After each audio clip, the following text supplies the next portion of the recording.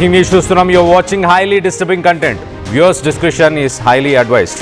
ఈ వార్త కాస్త మీ మనసును కలవరపరిచే అవకాశం ఉంది. మిమ్మల్ని కలవరపరచడం మా ముఖ్య ఉద్దేశం కాదు. తగిన జాగ్రత్తలు తీసుకోండి. బ్రేకింగ్ న్యూస్ చూస్తున్నాం. ఇటు విశాఖపట్నంలో భారీ పేలుళ్లు సంభవించింది. ఇటు గోపాలపట్నంలోని చందానగర్లో ఒక ఇంట్లో పేలుళ్లు సంభవించాయి. దట్టమైన పొగతో కూడా మొత్తానికైతే పరిసర ప్రాంతాల్లో ఉన్న ప్రజలందరూ భయాందోళనకు గురయ్యారు. పరుగులు తీశారు చుట్టుపక్కల వ్యక్తులందరూ. ఒక ఇంట్లో బాణాసంచా తయారు చేస్తుండగా అక్కడ ఒక్కసారిగా నిప్పంటుకోవడంతో ఇటు పెద్ద శబ్దాలతో పేలిన బాంబులు, అలాగే తారాజువ్వలు. ఇటు త్రుటిలో తప్పిన ప్రమాదం అని చెప్పొచ్చు. ఇటు ప్రమాదంలో ఎవరికి ఏం కాకపోవడంతో ఊపిరి పీల్చుకున్నారు ప్రజలంతా. ఇటు ప్రమాద స్థలానికి ఇటు గోపాలపట్నం పోలీసులు అలాగే ఫైర్ సిబ్బంది హుటాహుటిన అక్కడికి చేరుకొని మంటలని అదుపు చేసే పనిలో ఉన్నట్టు తెలుస్తుంది. సో ఒక్కసారి దానికి సంబంధించిన విజువల్స్ని మనం చూడొచ్చు. ఉదయం సమయంలో ఇటు మొదటగా రైట్ సైడ్ ఫస్ట్ విజువల్లో మనం చూస్తున్నాం. తారా జువ్వలు ఎగిసి పడుతున్నాయి. అక్కడ ఆ పేలుళ్ళకి అక్కడున్న కాంక్రీటు, అక్కడున్న ఆ బిల్డింగ్కి సంబంధించిన కాంక్రీట్ కూడా లేచి కొన్ని ఫీట్లు గాల్లో ఎగిరి పడవడంతో మొత్తానికైతే పరిసర ప్రాంతాల్లో ఉన్న ప్రజలందరూ కూడా ఉరుకులు పరుగులు తీశారంటే అర్థం చేసుకోవచ్చు దీని తీవ్రత ఎంతగా ఉందో.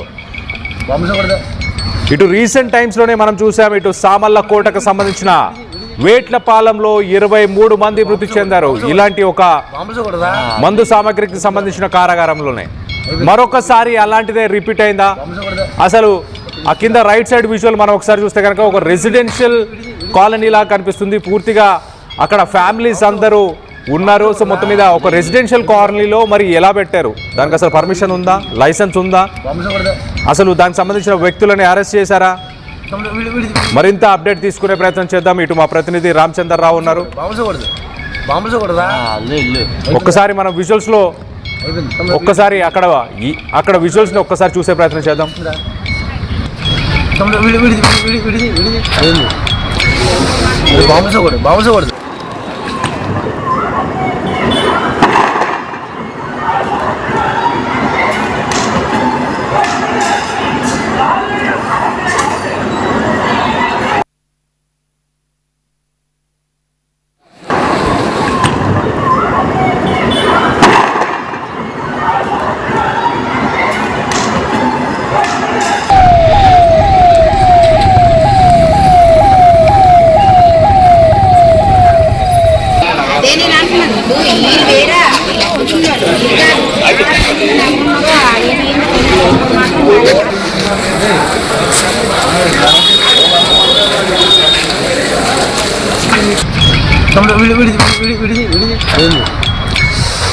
బాంబులకూడదా అయిపోయింది వ్యాపారం అయిపోయింది. విడిది బాంబులకూడదా వచ్చిందిరా విడిది అయింది. బాంబులకూడదా అయిపోయింది వ్యాపారం. రైట్, మనం విజువల్లో చూస్తున్నాం చాలా క్లియర్గా పరిసర ప్రాంతాల్లో ఇటు కొన్ని కిలోమీటర్ల దాకా కూడా దానికి సంబంధించిన పేలుడు శబ్దాలు వినిపించాయి. ప్రజలు ఉలికి పడ్డారు. ఏ బిల్డింగ్లో అయితే ఈ మంటలు అంటుకున్నాయో ఆ బిల్డింగ్కి సంబంధించిన కాంక్రీట్ శకలాలు కొన్ని ఫీట్ల హైట్ ఎగిరి మరి పడిపోయినట్టు తెలుస్తుంది. ప్రజలు ఒక్కసారిగా ఉలికి పడ్డారు. భయభ్రాంతులకు గురై ఇళ్లలోంచి పరుగులు తీశారు. మనం చూస్తున్నాం రైట్ సైడ్ విజువల్లో చూడొచ్చు. ఎంతో దూరం నుంచి తీసిన ఆ వీడియోలో కూడా దానికి సంబంధించిన శబ్దాలు కానీ దట్టమైన పొగ, ఒక రకంగా ఇటు ఇజ్రాయెల్కి సంబంధించిన యుద్ధ వాతావరణమే ఆ రైట్ సైడ్ ఫస్ట్ విజువల్లో మనకు కనిపిస్తుంది. దూరం నుంచి చూసినా కూడా దానికి సంబంధించిన ఆ పేలుడు శబ్దాలు కానీ మొత్తానికి అదృష్టవశాత్తు ఎటువంటి ప్రాణ నష్టం జరగలేదు, ఎవరు గాయపడలేదు. ఒకసారి దీనికి సంబంధించి మరిన్ని వివరాలు చెప్పే ప్రయత్నం చేస్తాం. ఒకసారి మనం చూస్తే కనుక ఇటు విశాఖపట్నంలోని చంద్రానగర్, గోపాలపట్నం ఏరియాకి సంబంధించిన చంద్రానగర్లో ఈ ఘటన చోటు చూసుకుంది. మరి మొత్తానికి అయితే ఒక రెసిడెన్షియల్ కాలనీ లాగా కనిపిస్తుంది. ఆ రెసిడెన్షియల్ కాలనీలో మరి లైసెన్స్ లేకుండా ఈ ఫైర్ క్రాకర్స్కి సంబంధించిన గోడౌనా లేకపోతే తయారీ కేంద్రమా, దీనికి పర్మిషన్స్ లేకుండా ఎలా అక్కడ నిర్వహిస్తున్నారు? దానికి సంబంధించిన ఓనర్పై కేసు నమోదైందా?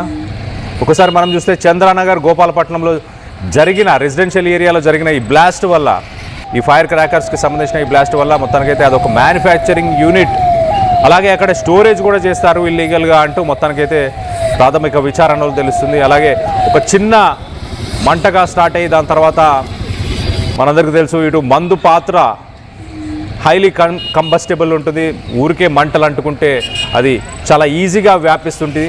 మొత్తానికైతే ఒక మ్యానుఫ్యాక్చరింగ్ ప్రాసెస్లో మందు పాత్ర దానికి మంటలు అంటుకోవడం వల్ల మొత్తానికైతే చైన్ రియాక్షన్ ద్వారా ఒక మ్యాసివ్ ఎక్స్ప్లోషన్ అని చెప్పొచ్చు.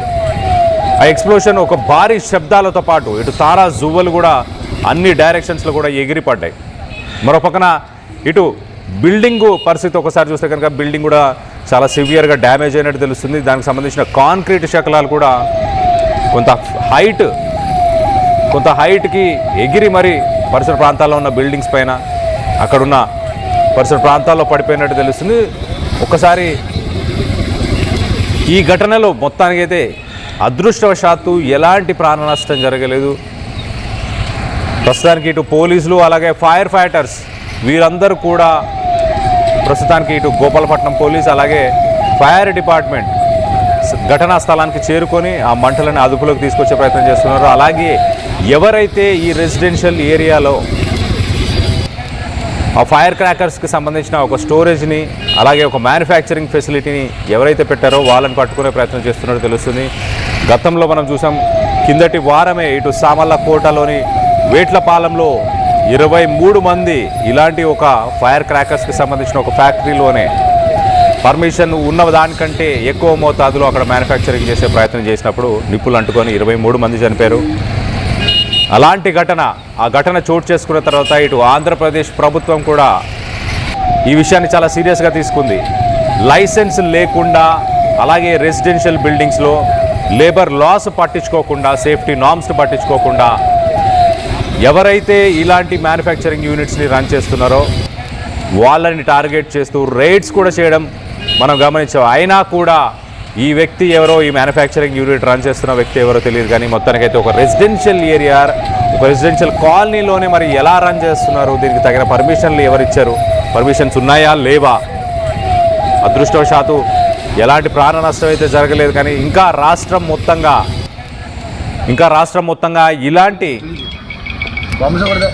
ఇలాంటి పర్మిషన్ లేని ఇల్లీగల్ మ్యానుఫ్యాక్చరింగ్ యూనిట్స్ ఎక్కడెక్కడ ఉన్నాయో మనం విజువల్స్లో చూస్తున్నాము. ఇటు అక్కడ ఉన్న ప్రజలు మాట్లాడుకుంటున్నారు, అవి బాంబులే కదా అంటూ, ఎంతో దూరంలో ఉన్నా కూడా అవి బాంబులే కదా అంటూ ఆ విజువల్స్ని చూస్తూ ఫోన్లో చిత్రీకరించే ప్రయత్నం చేస్తున్నారు. మరో పక్కన కింద రైట్ సైడ్ విజువల్లో మనం చూస్తున్నాం ఇటు పోలీసు సిబ్బంది అలాగే ఇటు ఫైర్ సేఫ్టీకి సంబంధించిన సిబ్బంది కూడా అక్కడికి చేరుకొని హుటాహుటిన దానికి సంబంధించి ఒకసారి మనం చూస్తే కనుక హుటాహుటిన అక్కడ చేరుకొని ఆ మంటలను అదుపు చేసే ప్రయత్నం చేశారు. ఆ బిల్డింగ్ పరిసర ప్రాంతాల్లో మనం చూస్తున్నాం ఇటు రైట్ సైడ్ విజువల్లో ప్రజలందరూ కూడా ఒక్కసారి ఉలిక్కిపడి వీధులోకి పరుగులు తీసి బయటకు వచ్చారు. దానికి సంబంధించిన విజువల్స్ని కూడా మనం చూస్తున్నాం. సో మొత్తం మీద మరొక దుర్ఘటన జరగకుండా మొత్తానికైతే అదృష్టవశాత్తు ఎలాంటి ప్రాణ నష్టం జరగలేదు.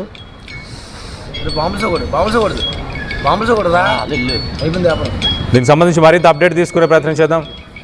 ఇటు మా ప్రతినిధి రామచంద్రరావు ఉన్నారు. రామచంద్రరావు చెప్పండి, అసలు ఎన్ని గంటలకు ఈ సంఘటన చోటు చేసుకుంది? అది చూస్తేనేమో ఒక రెసిడెన్షియల్ కాలనీలో ఉన్నట్టుంది. దానికి తగిన పర్మిషన్స్ ఉన్నాయా లేవా?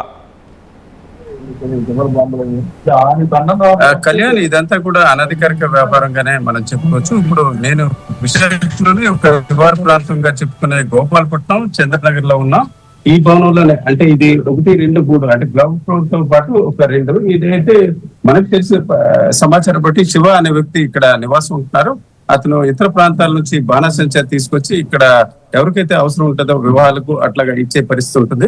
అయితే ఇది పూర్తిగా రెసిడెన్షియల్ కాలనీ మనం చూడవచ్చు. ఇది చంద్రనగర్ అని ఈ ప్రాంతం గోపాలపట్నం అంటే సింహాచలం చెప్పుకునే రైల్వే స్టేషన్ కి అత్యంత సమీపంగా ఉండే ప్రాంతం. అయితే ఇప్పుడు జీవీఎంసీ అధికారులు కూడా నిన్న రాత్రి వచ్చారు. అయితే అదృష్టవశాత్తు ఎవరికి ప్రమాదం తీవ్రత నష్టం జరగకపోవడంతో ప్రస్తుతానికైతే దీనికి సంబంధించి ఇల్లు సీజ్ చేశారు. అయితే ఇక్కడ స్థానికులు ఎవరు కూడా అంత ఆసక్తిగా చూపుకున్నప్పుడు కూడా శివ అనే వ్యక్తి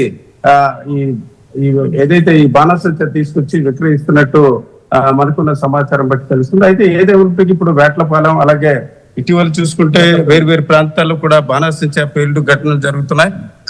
ఎవరు కూడా అనధికారికంగా విక్రయించకూడదు లైసెన్స్డ్ వ్యక్తులు, అది కూడా పూర్తి జాగ్రత్తలతో కొనసాగించాలని చెప్తున్నారు. అయినప్పుడు కూడా ఇటు ఎక్సైజ్ అధికారులు, రెవెన్యూ అధికారులు, పోలీస్ అధికారులు వేరు ప్రాంతాల్లో తనిఖీలు చేస్తున్నట్టు చూపించారు. అయితే ఏదైనప్పటికీ అదృష్టవశాత్తు రాత్రి 10 గంటల సమయంలో ఈ ప్రమాదం జరిగినప్పుడు కూడా ఎవరికి నష్టం జరగలేదు. అయితే రెసిడెన్షియల్ కాలనీ, అయితే ఇది బాణసంచా తక్కువ మొత్తంలో ఉండడం బట్టి వెంటనే అగ్నిమాపక సిబ్బంది రావడంతో మంటలు అదుపులోకి వచ్చాయి. అయితే ఇప్పటికే ఇటు అనకాపల్లి జిల్లాలో, విశాఖ జిల్లాలో కూడా వేట్లపాలెం సంఘటన నేపథ్యాన పూర్తి స్థాయిలో తనిఖీలు నిర్వహించినట్టు అధికారులు రికార్డులో చూపించారు. అయినప్పుడు కూడా ఈ శివ అనే ఈ వ్యక్తి ఇంట్లో ఏ రకంగా బాణాసంచా ఉంది, ముఖ్యంగా అతని పేరు కూడా బాంబుల శివ అనే పేరు కూడా ఉన్నట్టు మనకున్న సమాచారం బట్టి తెలుస్తుంది. అయితే ప్రస్తుతం అతన్ని విచారిస్తున్నారు.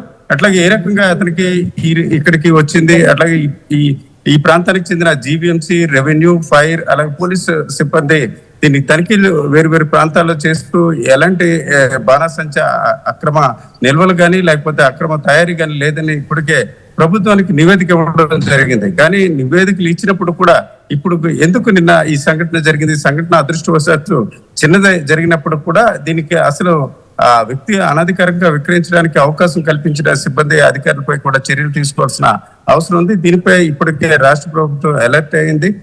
జీవీఎంసీ అధికారులతో పాటు పోలీస్ అధికారులు, ఎక్సైజ్ అధికారులు కూడా నిన్న ఈ అంశంపై అధికారులు మాట్లాడడమే కాకుండా దీనిపై ఒక నివేదిక ఇవ్వాలని చెప్పడం జరిగింది. అయితే చంద్రనగర్ అనే ప్రాంతంలో మధ్యతరగతి ప్రజలు చాలా మంది ఎక్కువగా నివాసం ఉంటారు. అలాంటి ప్రాంతంలో ఈ రకంగా బాణాసంచా విక్రయించడం, అలాగే దీనికి సంబంధించి అంటే జాగ్రత్తలు తీసుకోకపోవడం కూడా ఒక కారణం.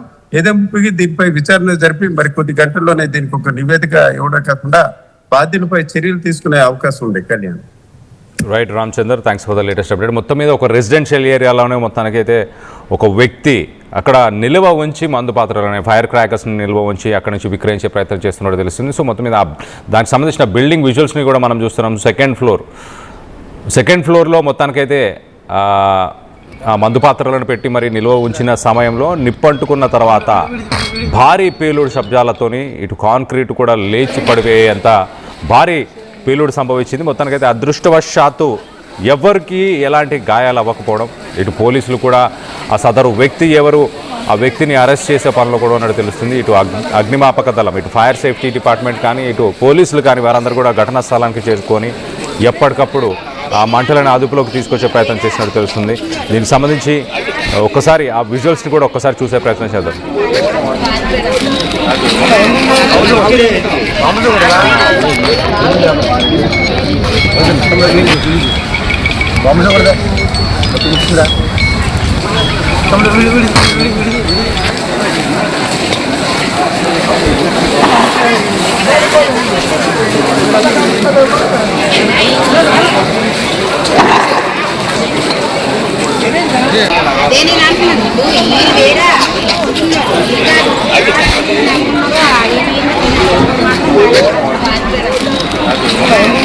ఇక్కడ